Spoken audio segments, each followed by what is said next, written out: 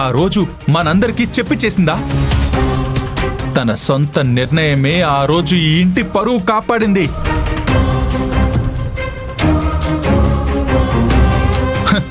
మన కోసం, మన కుటుంబం కోసం నీలవేణి ఇంత పరితపిస్తూ ఉంటే అది ఎవ్వరికీ అర్థం కాదు. పైగా నిందించడానికి, నిమిషానికి ఒకసారి వేలెత్తి చూపించడానికి సిద్ధమైపోతున్నారా?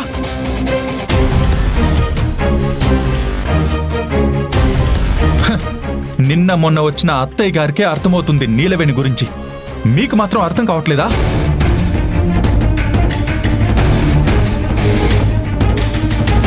తారక్, ఆవేశపడకురా. నీలవేణి ఏ ఉద్దేశంతో చేస్తుందో మాకు అర్థమైంది. అదే విషయం ఇక్కడ కొంతమంది మనుషులు తమ మోకాల్లో ఉన్న మెదడుతో ఆలోచించకుండా కొంచెం సరిగ్గా ఆలోచిస్తే బాగుంటుంది. అమ్మ నీలవేణి, ఈ విషయంలో నిన్ను ఖచ్చితంగా ప్రశంసించాలి. నీలవేణి చేసిన పనిలో ఎలాంటి తప్పు లేదు. అనవసరంగా తనని నిందించకండి.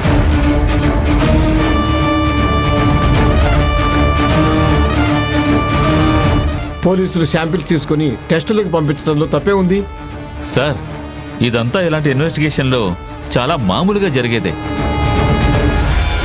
మీకు కొత్తగా ఉంది కానీ మేము సర్వసాధారణంగా చేసేదే ఇది.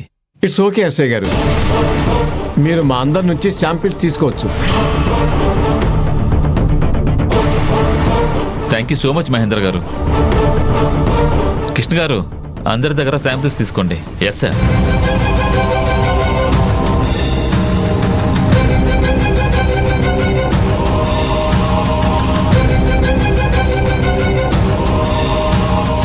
అన్నయ్య, ఎక్కడికి?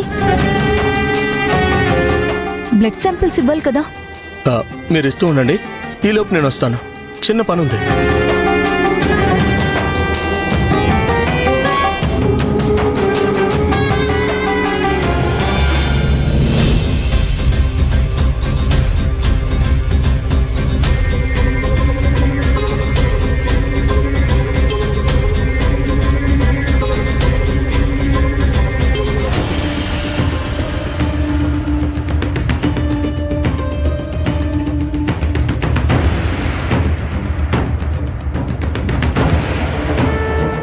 కాబోయే భార్య డ్రెస్ చేంజ్ చేసుకుంటుంటే వీడియో తీసి చూస్తావా?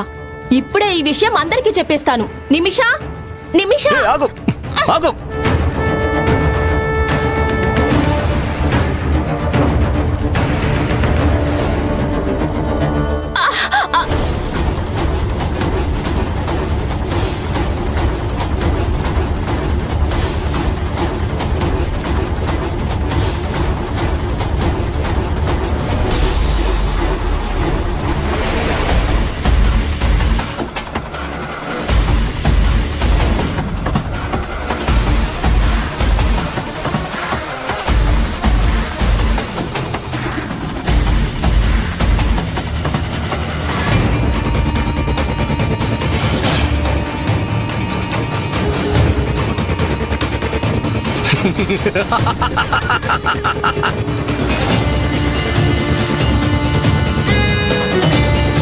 నాకు నేనుగా రాసుకున్న ఒక సీక్రెట్ స్టోరీ ఈరోజు ప్రీ క్లైమాక్స్కి వచ్చేసింది.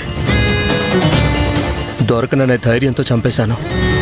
పట్టుకోలేరనే కాన్ఫిడెన్స్తో శాంతిని తగలెట్టేశాను. ఇప్పుడు ఆ ధైర్యం వీక్ అయిపోయింది. ఆ కాన్ఫిడెన్స్ కంప్లీట్గా కరిగిపోయింది.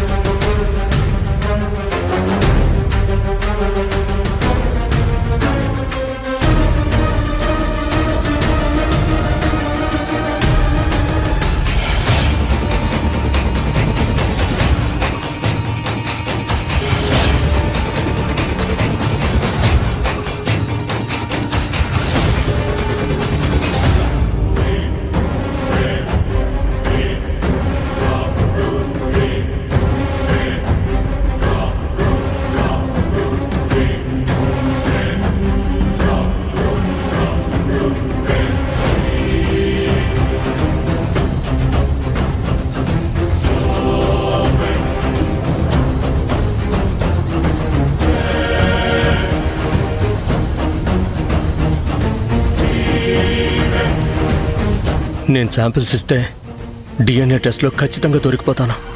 అంటే